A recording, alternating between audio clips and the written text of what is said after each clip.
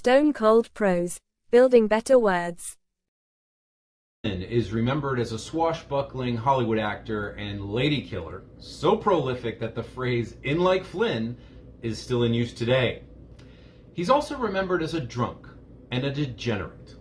It so happens that there was another aspect to his life, however. He was a writer, not merely of intelligence and talent, but actual ability to smith words in pleasing ways, especially when dealing with subjects he knew and understood well. Had he lived another 10 or even 5 years, he might have become a writer of some repute. But what he left behind is interesting enough. Hi guys. Welcome back to 5-Minute Book Reviews, in which I, Miles Watson of Stone Cold Prose, will be doing fast breakdowns of books obscure, out of print, underappreciated, misunderstood, or just so notorious you might be afraid to be seen reading them. But here we have no fear of the printed word, and indeed we celebrate everything. Trash, classics, fiction, non-fiction, history, biography, novelizations, you name it, we read it, I review it. A quick word about me before kickoff. I'm a novelist myself. I've written 8 novels, half a dozen novellas, a short story collection, and have won over 20 literary awards. I also wrote crap in Hollywood I'm not allowed to tell you about, and frankly wouldn't if I could. So let's get into Errol Flynn's novel Showdown, a semi-autobiographical South Seas adventure novel. Showdown is the story of Seamus O'Thames, a sexually naive, rigidly principled, highly resourceful English sea captain who washes ashore on a South Seas island following a disastrous encounter with natives.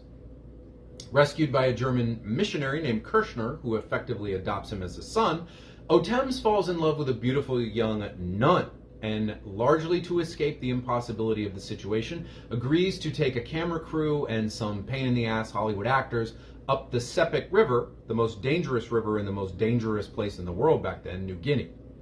The voyage is fraught with trouble, not the least of which comes in the form of Cleo, an alluring and morally enigmatic actress, go figure, who tempts the stern young skipper away from his chaste love for the nun with the possibility of more earthly pleasures. At the same time, stormy seas, a hostile local tribe, and a secret agenda of those chartering his voyage come to a head on shore.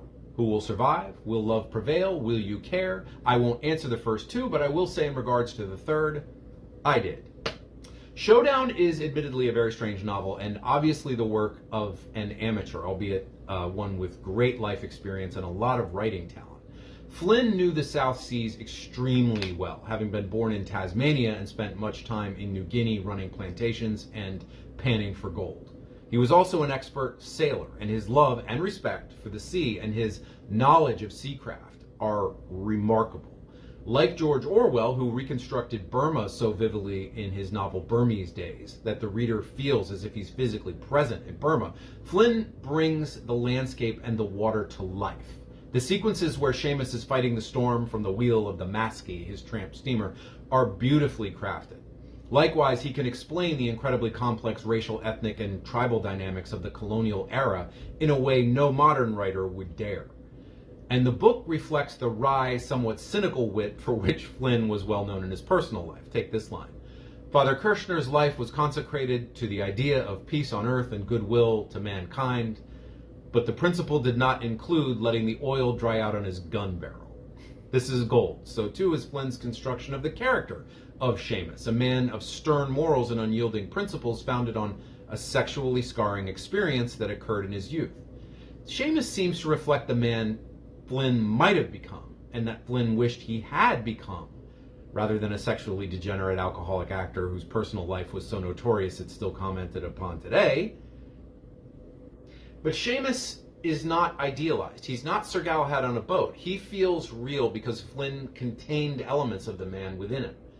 Even into the last phases of his life, when he discovered that what might have been his true calling, sailing, shooting documentary movies, writing books, in other words, real matter rather than cinematic adventure should have been his life. Kind of like Ernest Hemingway in a way, but somewhat less inclined to lie. Actually, Hemingway seems to have disliked Flynn, notwithstanding Flynn's famous performance in The Sun Also Rises, perhaps sensing that Flynn had within him the elements of real greatness that he displayed in these pages. and perhaps because Flynn's real life prior to acting did not require as much exaggeration as Hemingway's. The main issue comes with the book's pacing. We're 156 pages into a 250-page novel before Flynn stops the stage setting and character introductions and finally gets the plot going.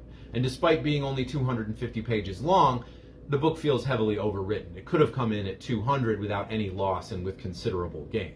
Flynn writes often beautiful prose, but he has a love of language that a better editor would have restrained more vigorously. And he introduces very important characters late in the game and shifts points of view with little regard for structure or even coherence.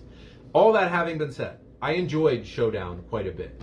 Hemingway once declared that a man shouldn't write what he doesn't know. And in this novel, Flynn stands firmly on ground and water he knew extremely well. I just wish Errol had stuck around to come to literary maturity. I think he was capable of producing a minor classic. And I would recommend to people his autobiography, My Wicked, Wicked Ways. Though overwritten, in many ways it's a brilliant expose of a man who loved life but hated himself. Folks, if you enjoyed this 5-minute book review, please remember to like, subscribe, comment, hit the notification bell, and remember to check out my own books on Amazon, published under my own name, Miles Watson. I will be dropping book reviews every Monday from now on, in addition to shorts every day and my other scripted content on Stone Cold Prose, which drops every Friday, usually, at 3 p.m., usually. I'll see you next time, and until then, stay cold, keep reading, and get in like Flynn, as long as it doesn't get you arrested like Flynn.